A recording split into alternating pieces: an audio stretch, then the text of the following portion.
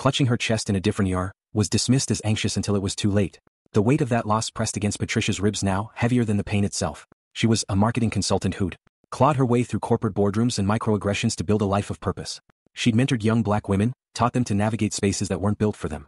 Yet here, in this sterile purgatory, she was just another name not worth calling. A young nurse, her badge reading Maya, hovered near the desk, her brow furrowed as she glanced at Patricia. She looked serious. Maya whispered to Karen, her voice barely audible over the den. Should we check her vitals? Karen waved a hand dismissively. It's hysteria. We've seen this before. Let's handle the real ones first. Maya hesitated, her fingers twitching around her stethoscope, but she stepped back, her eyes lingering on Patricia with a flicker of guilt.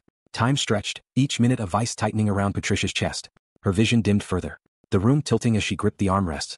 She'd faced dismissals before, boardroom pitches ignored, her ideas credited to others. But this was different. This wasn't about pride. It was about survival. Her phone buzzed faintly, Jordan texting back, on my way. But the words blurred as her head lulled, sweat soaking her collar. The glass doors hissed open again and a new sound cut through. The ER's clamor, the sharp measured click of polished shoes. Jordan Blake crossed the threshold. His navy suit pristine. His presence a quiet storm. Yet he carried the weight of a tech empire. His company Horizon Ventures, a titan in AI-driven healthcare solutions. As the primary donor to St. Augustine's cardiac wing, he'd funded the very monitors now ignoring his wife. His dark eyes scanned the room, expecting to find Patricia in a treatment bay, her condition addressed. Instead, he saw her slumped in a corner chair, her face ashen, her breath shallow and ragged. Jordan's stride didn't falter as he crossed the linoleum, the crowd parting instinctively. He reached the check-in desk, his voice low but edged with steel. My wife's name is Patricia Blake. She's been here nearly an hour. Why hasn't anyone helped her? Karen looked up, her earlier indifference replaced by a flash of annoyance. Sir, we're doing our best. It's a busy night. Her tone implied he was just another impatient family member. But Jordan's expression didn't shift. He reached into his coat, producing a sleek business card and sliding it across the counter. The text gleamed in the fluorescent light. Jordan Blake, CEO, Horizon Ventures, primary donor, St. Augustine Medical Center. Karen's face drained of color, her fingers freezing over the keyboard. I'll get the charge, nurse, she stammered, her voice barely above a whisper. She skewered toward the triage doors, her clipboard clutched like a shield. Jordan didn't watch her retreat. He knelt beside Patricia, his hand warm against her clammy shoulder, his voice a soft anchor. I'm here, he murmured. You're not alone anymore. The ER's rhythm shifted, a ripple of urgency spreading from the desk. Dr. Patel, a wiry man with tired eyes, emerged from the triage area, calling for a stretcher. Mrs. Blake, we're taking you back now, he said, his tone clipped but focused. Nurses materialized, their movements swift as they wheeled Patricia toward a treatment bay. An EKG was hooked up, its jagged lines flashing across the screen. Dr. Patel's brow furrowed as he scanned her chart. Family history of arrhythmia. This should have been flagged immediately. Why wasn't she triaged? Karen hovered at the edge of the bay, her face a mask of forced contrition. Mr. Blake, I'm deeply sorry. Jordan turned, his gaze cutting through her words. This wasn't an oversight. This was biased. You saw her skin before you saw her symptoms. His voice didn't rise, but it carried the weight of a verdict, silencing the hum of the monitors. Patricia, now hooked to N4, her breathing steadied by oxygen, met his eyes. She didn't speak, but her hand tightened around his, a silent vow that this moment wouldn't be forgotten. The treatment bay in St. Augustine Medical Center's emergency room was a stark cocoon of white curtains and cold. The memory wasn't just grief, it was fuel. She'd survive tonight, but survival wasn't enough. She wanted accountability, a reckoning for every patient who'd been dismissed. I'm not letting this go, she whispered to herself, her fingers tightening around Jordan's empty chair. The EKG beeped steadily now, her heart stabilized, but her resolve was a different kind of pulse, unyielding, fierce. Jordan returned, his expression unreadable but his purpose clear. He met Dr. Patel at the foot of the gurney. I'm meeting with Dr. Carter, the hospital director, tonight, he said. I want to know why triage decisions are left to discretion when that discretion buries people like my wife. Dr. Patel nodded, his face grim. I'll pull the logs myself. There's a pattern here. I've suspected it for months. Patricia lifted her oxygen mask slightly, her voice cutting through the hum of machines. It's not just a pattern, it's a choice, and they chose wrong. In Dr. Carter's office, a sterile cube overlooking the ER's flickering lights. Jordan sat across from the hospital director, a woman in her S with silver-streaked hair and a practiced palm.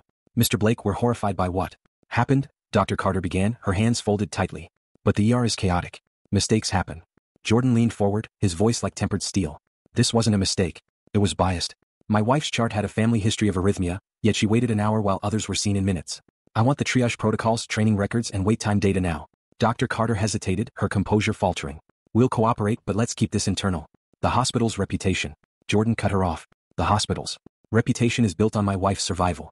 You don't get to hide behind it. He slid a tablet across the desk, already open to a preliminary analysis from his team. Black patients waited an average of minutes longer than white patients for triage, even with similar symptoms. Dr. Carter's eyes widened, but she said nothing. The data speaking louder than her excuses. Back in the treatment bay, Patricia removed the oxygen mask, her breathing steadier, but her heart still racing with purpose. She looked at Maya, who lingered nearby, her hands no longer fidgeting. But steady, you said you've seen this before, Patricia said softly. Will you help us stop it? Maya nodded, a spark of courage in her eyes. Yes, I'm done staying quiet. Jordan returned, his hand finding Patricia's once more. We're meeting the board tonight, he said, his voice a promise. This ends now. Patricia met his gaze, her resolve mirroring his. It's not just about me, she said. It's about everyone they've let wait. The EKG beeped on, a reminder of her survival. But the real fight was just beginning. A fight that would shake the hospital's foundations and demand a new standard for every heart still beating in the dark. The boardroom of St. Augustine Medical Center perched high above the emergency room's frenetic pulse. Its floor-to-ceiling windows framing a city skyline that glittered with indifference. Inside, the air was heavy with polished oak and unspoken tension. The long table reflecting the glow of recessed lights like a still lake hiding currents beneath. Jordan Blake sat at the head, his charcoal suit absorbing the light, his posture deceptively relaxed. His eyes, however, were unrelenting, scanning the 6 board members before him, each a pillar of the hospital's legacy, now fidgeting under the weight of his gaze. Patricia Blake remained in her treatment bay below, her heart stabilized, but her spirit of fire that Jordan. In the crowded chaos of St. Augustine Medical Center's emergency room, a black woman stumbles in, clutching her chest, struggling to breathe. She isn't met with urgency, just judgment. Her pain is brushed off, her presence treated like a problem, not a person. She's probably overreacting, a nurse mutters as others are rushed past her. No one checks her vitals. No one calls for help. Her breathing grows shallow. Her dignity drains with every passing minute. Nearly an hour later, the doors burst open. Her husband, billionaire tech mogul Jordan Blake, demands answers. His voice cuts through the noise. She's been here an hour. And you've done nothing? What follows isn't just outrage, it's a reckoning. One that peels back the polished veneer of hospital protocol to expose an ugly truth. This isn't just one woman's fight. It's a spotlight on what too many experience in silence. Will the system finally answer for its failures? Or will this too be swept aside? Stay with us. Subscribe for more real stories of injustice, resilience, and change. Drop your city in the comments. We want to hear from you. Staggered through the sliding glass doors, her left hand pressed against her chest as if to hold her heart in place. Each breath clawed at her lungs, sharp and shallow, like shards of glass grinding deeper with every inhale. Her vision blurred at the edges, the fluorescent lights above smearing into halos.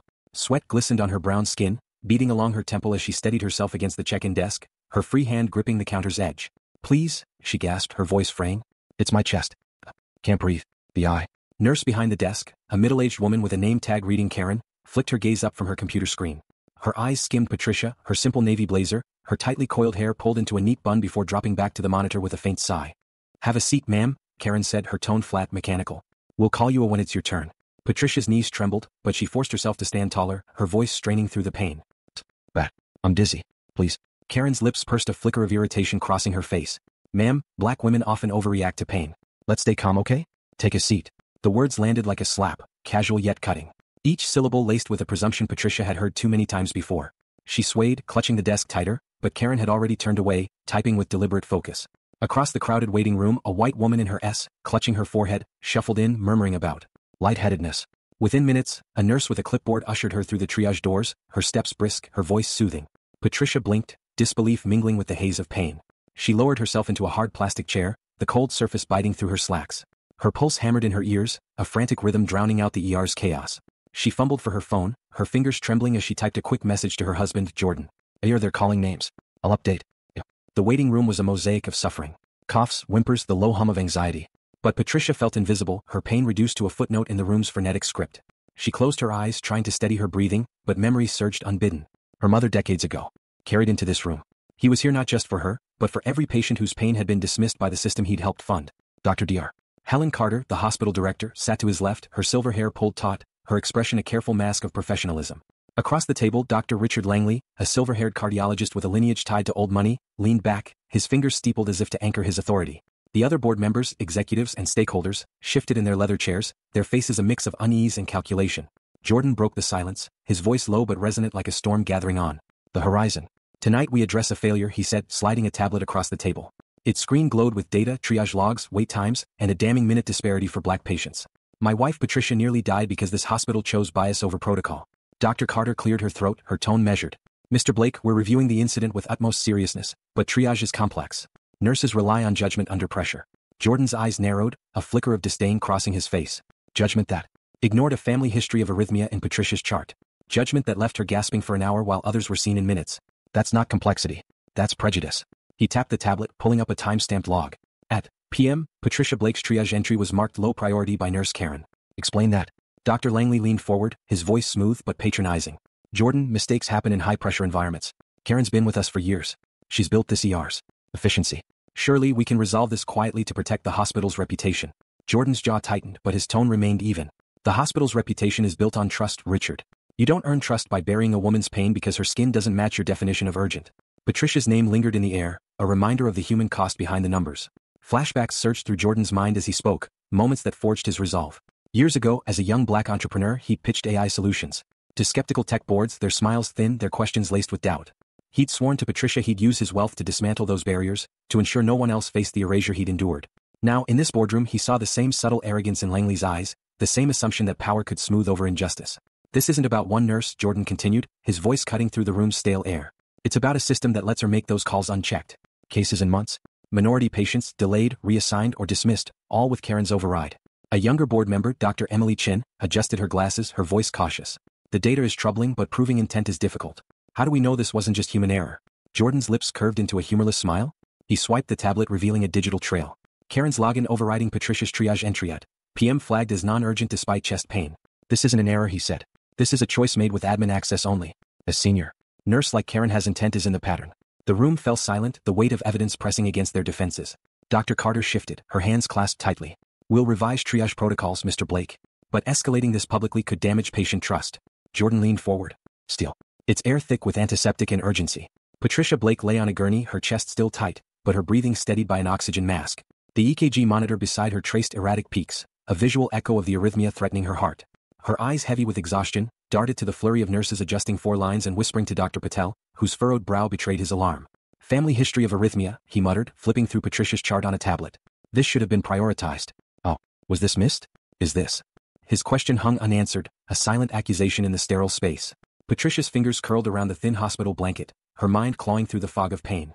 She wasn't just a patient now. She was a case, a chart, a near miss. The memory of her mother's death, dismissed as anxiety in a similar ER decades ago, pulsed in her veins, sharper than the foreneedle. She was a woman who'd built a career shattering glass ceilings. Yet here she was reduced to a number on a screen, her survival hinging on a system that had already failed her once. Jordan Blake stood at her side, his tailored suit, a stark contrast to the chaos. His hand rested lightly on hers, a steady anchor, but his eyes burned with a quiet fury. As CEO of Horizon Ventures, he'd funded this hospital's cardiac wing, its gleaming monitors a testament to his vision for equitable care. Now those same monitors mocked him, their data exposing a truth he hadn't anticipated. His wife, Patricia, had been left to languish because of her skin. I want answers, he said to Dr. Patel, his voice low, measured, but carrying the weight of a man who built empires. Why wasn't her chart flagged? Why was she left out there? Dr. Patel, his scrubs wrinkled from 8-hour shift, sighed heavily. Triage is subjective sometimes. Nurses make calls based on presentation, vitals, and experience. But this, he gestured to the EKG, its lines jagged and urgent. This was critical. Someone should have acted. Patricia shifted the oxygen mask, muffling her words but not her resolve. Someone didn't, she said, her voice but sharp. They saw me and decided I wasn't urgent. Across the bay, Maya, the young nurse who'd hesitated at the check-in desk, lingered near a crash cart, her hands fidgeting with a stethoscope. She'd seen Patricia's distress, had whispered her concern to Karen, only to be dismissed. Now her eyes met Patricia's, a flicker of guilt passing between them. Ma stepped forward, her voice tentative. Mr. Blake, I've seen this before, she said quietly. Not just tonight. Minority patients, they wait longer. Sometimes their symptoms are downplayed. I didn't know how to push back. Jordan's gaze softened, but only slightly. You're pushing back now, he said. That's a start. Patricia's chest ached, but her mind sharpened, fueled by Maya's admission. She thought of the countless others who'd sat in that waiting room, their pain invisible, their voices unheard. She'd mentored young women, taught them to demand space in boardrooms. But this was a different battlefield, one where silence could kill. How many? She asked Maya, her tone steady despite the pain. How many others were ignored like me? Mia's lips parted, but no words came. The answer was in her silence, heavy and damning. Jordan excused himself, his phone already in hand as he stepped into the corridor. He called his chief of staff, Lisa. His voice clipped. Pull the ER's triage logs from tonight. Cross-reference wait times by patient demographics. I want data by dawn. He paused, glancing back at Patricia. Through the curtains gap. And get me the hospital's training records. Every protocol, every session. Lisa's response was swift. On it. You're going after the system, aren't you? Jordan didn't hesitate. It's already gone after my wife. Back in the bay, Patricia closed her eyes, her mother's face flashing in her mind, her warm smile, her final gasp in a hospital bed far from home. His voice a blade. Patient trust was damaged when my wife Patricia was left to suffer. You don't fix that with a memo. You fix it with accountability. He turned to the board. I'm funding an independent audit of every ER process. Triage training, staffing. If you resist, I will pull my funding, all $1 million of it. The threat landed like a thunderclap, chairs creaking as board members shifted uncomfortably. Dr. Langley scoffed, his tone dripping with condescension. You're leveraging your wallet to force a witch hunt. Karen's a professional, not a villain. Jordan's eyes locked onto his, unyielding. A professional who told Patricia she was overreacting because of her race. If that's your standard, your standards are broken. Patricia's name. Spoken again was a tether to the stakes, her pain, her survival, her dignity. Jordan's mind flashed to their late-night talks, her voice steady as she mentored young women, teaching them to demand respect. Now he was demanding, dude for her. The boardroom door opened and Karen entered, summoned to face the board. Her scrubs were crisp, but her face was pale, her hands clutching a clipboard like a lifeline. Mr. Blake, she began, her voice trembling. I assure you there was no intent to harm. It was a busy night, a misjudgment. Jordan didn't blink. A misjudgment that marked my wife's chest pain as hysteria? You saw her chart. You chose to ignore it. He held up the tablet, the triage log glowing accusingly. You're logging, Karen. Your override. Explain why Patricia's name was downgraded. While a white patient with a headache was seen in minutes.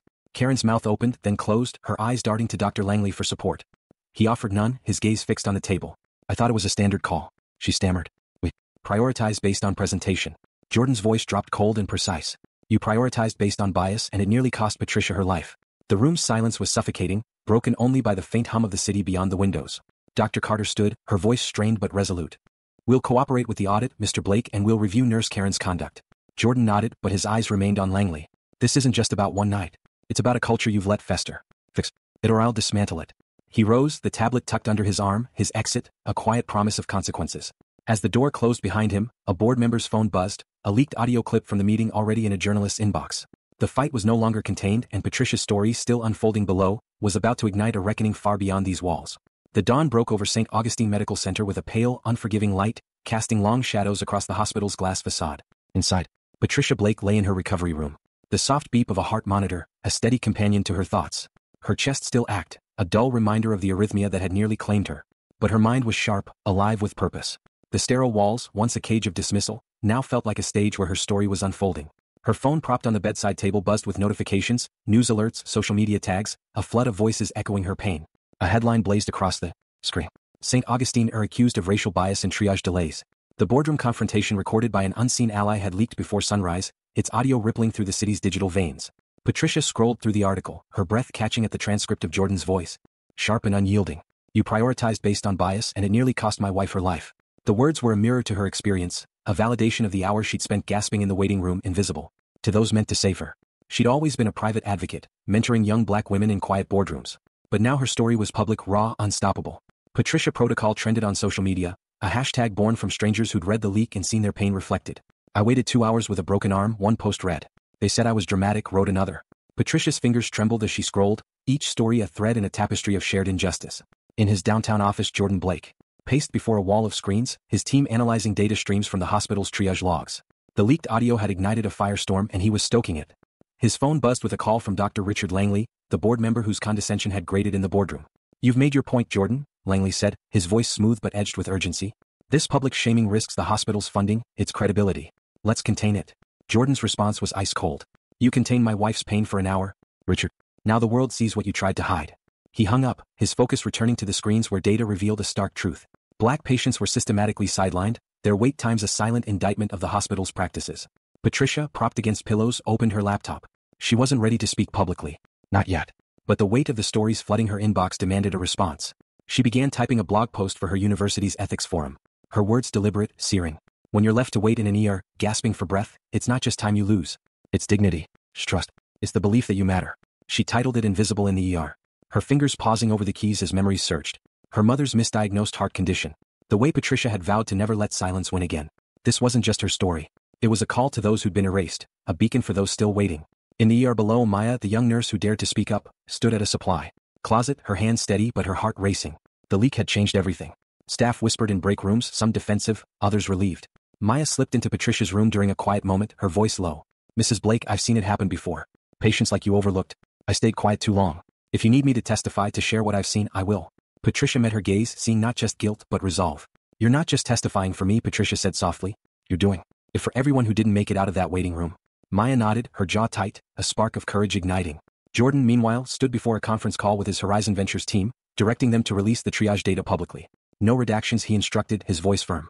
The hospital's statement is vague. Reviewing protocols. That's not enough. People need to see the numbers. By noon, the data hit the internet. Cases of minority patients delayed or dismissed.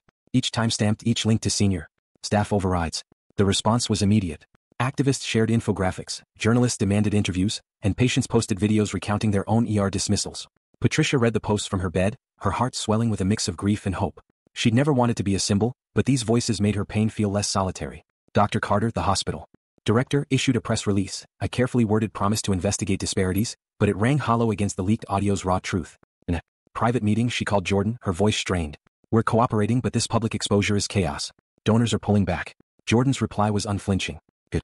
Let them pull back. We'll fund what matters. Equity, not egos." He hung up, his mind already on Patricia, who was drafting her blog's final lines. "Invisibility isn't an accident. It's a choice, and I choose to be seen." The blog post went live at noon, shared first by her university, then amplified by thousands. Patricia Protocol surged. A rallying cry for those who'd been dismissed, ignored, erased. Patricia closed her laptop, her chest still tender, but her spirit light. She thought of her mentor, young women she'd coached to demand their place in a world that often refused them. Now she was doing the same, not in a boardroom but in a hospital bed, her words a weapon against silence. Downstairs, Maya faced a coworker's scowl in the break room. "You're stirring trouble," the nurse hissed. Ma straightened, her voice steady. "No, I'm ending it." Thought of Patricia's eyes. The way they'd held her accountable yet offered grace. Back in her room, Patricia received a text from Jordan. "Your post is everywhere. You're changing the game." She smiled faintly, her fingers tracing the 4-line in her arm. This wasn't just about her survival. It was about rewriting the rules for everyone who'd been left waiting. As the sun climbed higher, a local news van parked outside the hospital. Reporters clamoring for statements. The leaked audio played on repeat. Jordan's voice a clarion call. "You saw her skin before you saw her symptoms." The board scrambled, their closed-door denials now exposed to a city demanding answers. Patricia, watching the coverage from her bed, felt the weight of her mother's memory lift slightly, replaced by a new resolve. She wasn't just a patient anymore. She was a catalyst. And as the hashtag trended higher, she knew the fight was far from over. A truth that would soon spill beyond these walls into a world ready to listen. The auditorium of St. Augustine Medical Center buzzed with a restless hum of anticipation, its polished floors reflecting the glare of television lights. A week after the leaked audio turned Patricia Blake's ordeal into a national reckoning, she stood beside her husband, Jordan, at a podium draped in the hospital's crest. Her navy dress hugged her frame, her curls loose and defiant.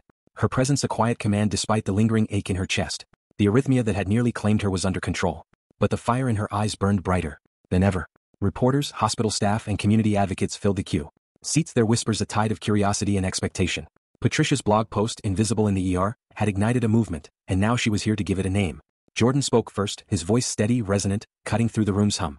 "This hospital saved my wife's life, but it almost took it first. Today we launched the Blake Equity Initiative $1 million to ensure no patient is dismissed because of their skin." He gestured to Patricia, his eyes softening. "This is her vision, her fight." Patricia stepped forward, her hands steady on the podium, her gaze sweeping the crowd. "I was invisible in that ER," she said, her voice clear, unyielding. "Not because I wasn't hurting, but because someone decided I wasn't worth seeing. This initiative changes that for everyone." The room erupted in applause, but Patricia's expression remained resolute. Her thoughts on the countless others whose stories echoed hers. The Blake Equity Initiative unveiled its cornerstone, the Patricia Protocol, a mandate for immediate triage of critical symptoms like chest pain, backed by AI-driven monitoring to flag delays. Jordan's tech firm, Horizon Ventures, had developed the software. Its algorithms designed to detect disparities in real time. Patricia had insisted on transparency, every triage decision logged, every wait time displayed on digital kiosks in the waiting room. "No more shadows," she told Jordan during late-night planning sessions, her voice fierce. Despite her fatigue, she'd spent those nights in recovery, haunted by memories of her mother's misdiagnosed death. Each draft of the protocol a vow to rewrite that history. In a hospital training room later that day, Maya, now a staff trainer, led the first dialogue session. Her navy scrubs bore a new badge, Equitable Care for All. The room was packed with nurses, some skeptical, others weary, their faces a mosaic of resistance and hope. "I've seen patients overlooked," Maya began, her voice steady despite the blares. "I stayed silent once, not anymore." She shared her own story. A black nurse passed over for promotions, her concerns dismissed as overreacting. Her words cracked the room's tension, prompting a janitor to speak of ignored complaints. A nurse to admit to witnessing bias. Patricia, watching from a live feed in her recovery room, felt a surge of pride. Maya wasn't just an ally. She was a bridge to a new culture. Outside, a rally swelled in the hospital's courtyard, organized by a coalition of patients inspired by Patricia's blog. Signs read, "Every patient seen in Sir Patricia Protocol." Their voices a chorus demanding change. Patricia watched from her window, her heart swelling with a mix of awe and responsibility. She'd never sought the spotlight, her work mentoring young black women had been quiet, deliberate, but this moment demanded her voice. She thought of her mentors, their dreams often dimmed by systems like the one that had failed her. "This is for them," she murmured, her breath fogging the blast. Inside the hospital, tension simmered. Karen and another nurse faced administrative leave pending investigation, their absence sparking murmurs among staff. In the break room, a senior nurse scoffed, "This training is just politics. We're too busy for this." Maya overheard, her jaw tightening. "It's not politics," she countered. "It's lives." The exchange reached Patricia via text, and she smiled faintly, her fingers tracing the force scar on her arm. She'd faced similar dismissals in corporate boardrooms, her Ideas sidelined until a white colleague echoed them. This time she wasn't just fighting for herself. She was dismantling the silence that buried others. Jordan, meanwhile, fielded calls from his office, his team coordinating the initiative's rollout. Donors questioned the cost. Competitors whispered about overreach, but he remained unshaken. This isn't charity, he told a skeptical board member. It's accountability. He thought of Patricia's resolve. The way she pushed through pain to draft the protocol, her notes, scrolled in hospital margins. Their late-night talks had been raw. Her fear of retaliation, his promise to protect her vision. You're not alone in this, he'd said. And now he was proving it. His wealth a tool to amplify her truth. The rally grew louder, chants echoing through the hospital's halls. Patricia, now cleared to walk, joined Jordan at the courtyards. Edged her steps slow but deliberate. A young woman approached, her eyes bright with gratitude. I read your post, she said. My sister waited in an ER last year. She didn't make it. Thank you for speaking. Patricia's throat tightened, but she nodded. We're changing it for her, she said, her voice soft but firm. The crowd parted as she moved forward, her presence a quiet force, her recovery, a testament to resilience. Back in her room, Patricia sat with her laptop, the rally's energy still pulsing in her veins. She opened an email from a national healthcare coalition inviting her to advise on equitable triage standards. The request stirred both pride and hesitation. She'd never wanted to be a symbol, only to survive. But the stories flooding her inbox, each a fragment of pain like hers, demanded action. She typed a reply, accepting her fingers steady. This isn't the end, she told Jordan, who stood by her side. It's the beginning. He nodded, his hand on hers. And we'll see it through. As the sun dipped below the skyline, the hospital's digital kiosks flickered to life, displaying real-time wait times, a promise of transparency. Patricia watched from her window, her reflection, a silhouette against the city's glow. She wasn't just a patient anymore. She was a catalyst. Her pain a spark that had ignited a movement. But whispers of resistance lingered, staff grumbling, a rival hospital plotting to discredit the initiative. Patricia knew the fight was far from won. And as the rally's chants faded, a new challenge loomed, ready to test the strength of her protocol and the resolve of those who carried it forward. The late afternoon sun slanted through the windows of St. Augustine Medical Center, casting golden streaks across the linoleum corridors, but the warmth did little to ease the chill of resistance brewing within. 2 weeks after the Blake Equity Initiative's launch, Patricia Blake stood in her hospital recovery room, now a temporary command center, her laptop open to a stinging report from a rival hospital chain, Mercy General. The headline was a calculated St. Augustine's bias claim statistically inconclusive, experts say. The report questioned the minute triage disparity, dismissing it as anecdotal. Overreach and its ripples were immediate. Local news ran skeptical segments. Social media debates flared, and the momentum of Patricia Protocol wavered. Patricia's jaw tightened as she read, her chest no longer aching from arrhythmia, but from the weight of a fight she'd never sought. She was a woman who'd carved her place in marketing boardrooms. Yet this public arena felt raw, exposing wounds she'd buried since her mother's death in a neglectful era. The rival report wasn't just data. It was a deliberate erasure. A challenge to the truth she'd bled for. Patricia closed her laptop, her reflection in the screen, a study in resolve. She'd faced pushback before, clients dismissing her pitches, colleagues stealing her ideas. But this was different. This was her life, her pain. Weaponized to protect a system that thrived on silence. They think they can bury us, she murmured, her voice steady, her fingers tracing the scar where her forehead had been. In his downtown office, Jordan Blake stood before a digital dashboard, his team dissecting Mercy General's report. His navy blazer was unbuttoned, his sleeves rolled up, a rare informality betraying the urgency of the moment. Horizon Ventures had cross-referenced regional ER data, revealing consistent disparities, not just at St. Augustine but across Mercy's network. They're deflecting, Jordan told his analysts, his voice a low growl. Push our findings to every outlet. No spin, just numbers. By evening, the counter-report hit the wires. Regional ERS show systemic triage. Bias. Data confirms. Infographics flooded social media and Patricia Protocol surged again, bolstered by patients sharing stories of delays in Mercy's own ERS. Jordan's thoughts lingered on Patricia, her quiet strength fueling his strategy. He'd promised her a world where no one waited as she had, and he'd burned through every resource to keep that vow. Patricia sat on her hospital bed, a notepad in hand, sketching talking points for a national health care conference she'd been invited to address. The invitation thrilled her but stirred doubt. She'd never been a public figure, only a mentor, guiding young black women through private battles. Her mother's face flashed in her mind, her final breaths stolen by a system that saw her as expendable. Patricia's pen paused, her heart racing with a familiar grief. I can't let her down, she whispered, the words a prayer, a pledge. She texted Jordan. I'm doing the speech but I'm scared. His reply was instant. You're not alone. You never were. The words steadied her, a reminder of the man who'd knelt beside her in the ER. His presence a shield against the world's dismissals. At the hospital, Dr. Richard Langley cornered Dr. Helen Carter in her office, his silver hair gleaming under the fluorescent lights, his voice a hiss of frustration. This initiative is bleeding us dry, Helen. Donors are spooked and Jordan's public crusade is tanking our stock. Scale it back. Carter, her silver-streaked hair pulled tight, leaned forward, her eyes sharp. The data doesn't lie. Richard, cases of bias. In 6 months here under our watch. I'm backing Blake. Langley's face darkened but Carter held firm. Her shift from defender to reformer cemented by the undeniable numbers. Patricia's story had cracked. Her institutional loyalty and the rival report only deepened her resolve. She thought of the rally. The patients chanting Patricia's name and knew retreat wasn't an option. In the ER break room, Maya faced a different kind of pushback. A colleague loyal to the sideline nurse Karen blocked her path. Her voice low and venomous. "You're selling us out with this biased nonsense. Keep it up and you'll be out of a job." Maya's heart pounded, but she stood taller, her badge. Equitable care for all. A quiet defiance. "I'm not selling out," she said, her voice steady. "I'm saving lives." She thought of Patricia's gaze the way it had held her accountable yet offered hope. Later, Maya texted Patricia. "They're pushing back hard down here. But I'm not stopping." Patricia's reply was swift. "Neither am I. Keep going." The exchange was a lifeline binding them in a shared fight. Jordan joined Patricia in her room, his presence a calm amid the storm. They reviewed the conference speech. Her words a blend of personal pain and universal truth. "You're not just speaking for yourself," Jordan said, his hand brushing hers. "You're speaking for every patient who's been erased." Patricia nodded, her fear ebbing, replaced by a fierce clarity. She'd faced dismissal her whole life, boardrooms, classrooms, now hospitals.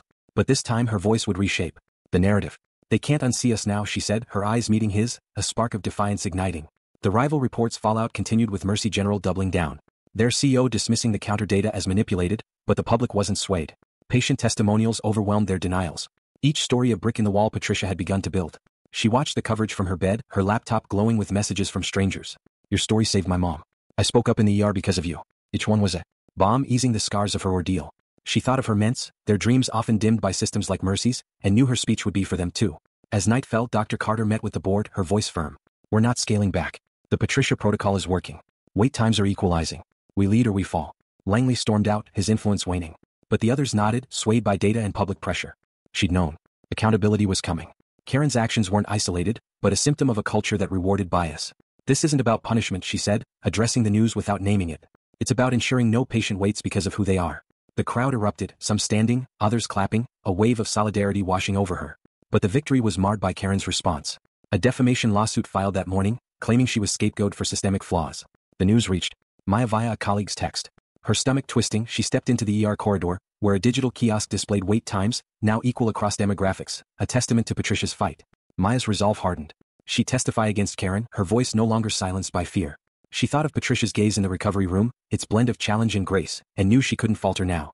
Patricia's speech ended with a call to action. "Redraw the map. Make every patient seen." The ovation was deafening. Her words streaming live to millions. B and Patricia Protocol trending globally. Backstage, Jordan met her. His embrace fierce. "You didn't just speak," he said, his voice low. "You shifted the axis." Patricia's eyes glistened, not with tears but with purpose. She thought of her mother, her ments, the strangers whose letters had carried her here. "It's not enough," she said, her voice soft but fierce. "Not until every ER changes." The speech's impact was immediate. Hospitals in 3 states contacted Jordan's team requesting the protocol's AI software. Social media buzzed with clips of Patricia's closing lines, activists amplifying her call, but the lawsuit loomed. Karen's claims a shadow threatening to discredit the initiative. Patricia, scrolling through post-spec messages, saw one from a patient. "Your words made my doctor listen today." It was enough to silence the doubt to fuel her for the battles ahead. As night fell, Patricia and Jordan stood outside the conference center, the city's pulse a distant hum. She clutched a letter from a young black girl, its words scrolled in crayon. "Thank you for being brave." Patricia's throat tightened, her mother's memory a quiet presence. "They're listening," she said, her eyes on the horizon. Jordan nodded, his hand in hers, "and they won't stop." But the lawsuit's shadow grew. A key witness's silence a new threat, testing the protocol's foundation and Patricia's unyielding resolve to remake a system that had once tried to erase her. The courtroom in downtown St. Augustine was a crucible of muted tension. High ceilings and oak paneled walls absorbing the rustle of papers and the low hum of spectators. 2 months after Patricia Blake's keynote speech ignited a national movement, she sat at the witness stand, her navy suit crisp, her gaze steady, despite the weight of Karen's defamation lawsuit. The former nurse claimed she'd been scapegoated for systemic flaws. Her legal team painting Patricia's ER ordeal as an isolated misstep, exaggerated for public gain. Outside, a community rally swelled their chants. Every patient seen a faint pulse. Through the courtroom's thick walls, Patricia's fingers rested on the stand, her heart calm but resolute. Each question from the opposing counsel a chance to reclaim her truth. The lawyer, a sharp-eyed man with a practiced sneer, leaned forward. "Mrs. Blake, isn't it true you amplified your story for personal fame?" Patricia's voice cut through the room clear and unflinching. "I amplified my story because I nearly died waiting for care. Fame didn't keep me alive. Truth did." Her words carried the weight of her night, the hour. She gasped in a plastic chair, dismissed as hysterical. She thought of her mother lost to a similar neglect and channeled that grief into clarity. "I spoke for every patient ignored because of their skin," she said, her eyes locking with the judges. The room stilled, her testimony a beacon piercing the lawyer's calculated fog. At St. Augustine Medical Center, Maya stood in the ER corridor, her tablet streaming the trial. Her role as a staff trainer had grown since Patricia's speech, but today her focus was on the testimony. She provided a sworn statement detailing Karen's pattern of bias overrides on minority patients' triage entries, dismissive remarks in the break room. Other staff had followed, their courage sparked by Mia's dialogues and Patricia's unyielding voice. A nurse beside her whispered, "She's fearless." Mia nodded, her badge, equitable care for all. A quiet vow. She remembered Patricia's recovery room the way her gaze had urged her to speak. Now that truth was dismantling a system's lies. Jordan Blake sat in the courtroom's front row, his presence a silent bulwark. Behind the scenes, he'd rallied donors and tech partners to expand the Patricia Protocol, its AI now piloting. In 5 hospitals, his office was a hub of innovation. But today his focus was on Patricia. Her testimony echoed their late-night talks. Her resolve forged in the letters from patients who'd survived because of her. He thought of a young girl's crayon note. "Thank you for being brave," framed in their home, a reminder of why they fought. When the lawyer pressed Patricia, Jordan's jaw tightened, but her poise held, a testament to the woman who turned pain into power. Patricia recounted the ER's dismissal, her voice steady, but laced with controlled fury. "I was told black women overreact to pain. My chart showed a family history of arrhythmia. Yet I waited an hour while others were seen in minutes." The judge, a woman with silver hair, leaned forward, her pen pausing. Patricia's words weren't just testimony. They were a map of systemic failure. Each detail a coordinate of injustice. She thought of her ments, their dreams often dimmed by dismissal, and spoke for them too. "This isn't about one nurse," she said. "It's about a culture that let her erase me." Outside the rally grew. Patients and advocates hoisting signs. Patricia Protocol. A young man shared his story of a delayed triage, his voice cracking over a megaphone. The crowd's energy seeped into the courtroom, a reminder of the stakes beyond these walls. Patricia felt it. Her testimony, fueled by their voices, each one a thread in the tapestry she'd begun weaving. When the lawyer faltered, unable to counter her data, cases of bias time-stamped overrides, she knew the tide was turning. The judge's nod was subtle but telling. A crack in the system's armor. Back at the hospital, the ER's digital kiosks glowed with real-time wait times. A legacy of Patricia's fight. A mural unveiled that morning. Every patient scene spanned the waiting room, its colors vibrant against the sterile white. Nurses wore their equity badges with pride. The protocol's percent reduction in disparities a quiet triumph. Maya led a staff huddle, sharing Patricia's testimony live. "This is why we change," she said, her voice firm. A once skeptical nurse nodded, her perspective shifted by the truth Patricia had laid bare. Dr. Richard Langley, the board member who'd resisted reform, approached Jordan during a recess, his voice low. "Settle this, Blake. Drop the public campaign and we'll back your protocol quietly." Jordan's eyes were still. "You don't get to bury my wife's truth for your comfort. This ends in accountability, not deals." Langley retreated, his influence eroded, a relic of a system Patricia was dismantling. Jordan returned to his seat, his hand brushing his phone where a text from a tech ally confirmed. "Protocol adopted in Seattle or keep going." The trial's closing arguments loomed, but Patricia's testimony had shifted the narrative. She stepped down, her steps measured, her presence a quiet command. The crowd outside roared as she emerged, their signs a sea of solidarity. A young woman pressed a letter into her hand. "Your voice saved my brother." Patricia's throat tightened, but she smiled. Her mother's memory a soft presence. "We're not done," she told Jordan, who joined her, his arm around her shoulders. "Not until every ear sees us." As dusk settled, the courtroom emptied, but the rally's chants echoed. A promise of change. Patricia stood with Jordan.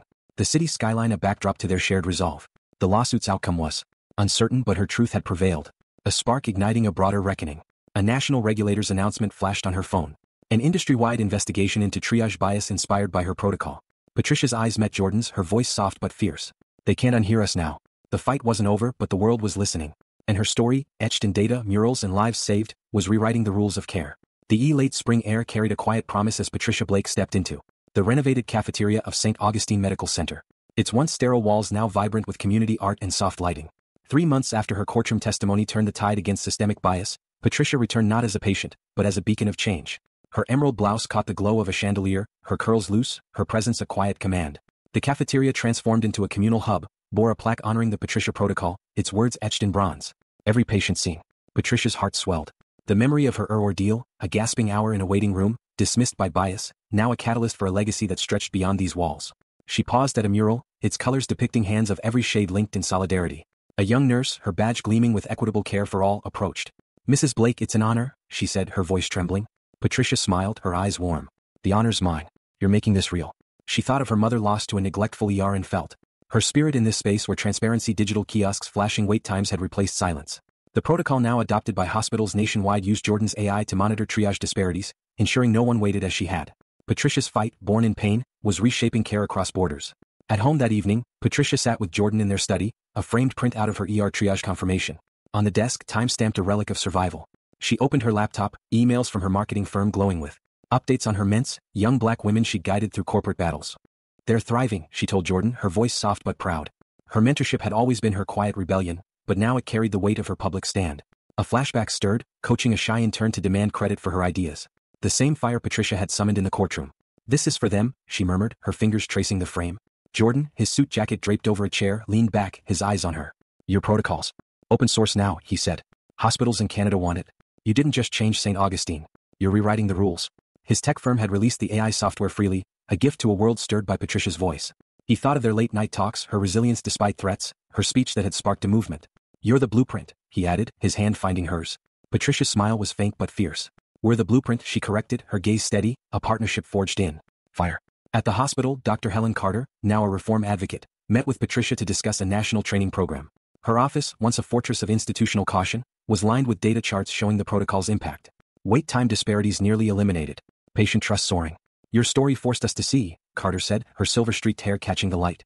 We're scaling this nationwide, Patricia nodded, her mind on the rally that had followed her testimony. It's chance to Patricia. Protocol, still echoing globally. It's not just training, she said. It's accountability. Her voice held the weight of her night. A vow to ensure no one else was erased. Outside, a final rally gathered. Patients and advocates celebrating the protocol's success. A young woman shared her story of a swift triage. Her life saved by the protocol's alerts. The crowd roared, signs proclaiming every patient seen. Patricia watched from a balcony, her heart full. She'd never wanted to be a symbol only to survive. But these voices made her pain a shared triumph. A child pressed a drawing into her hand.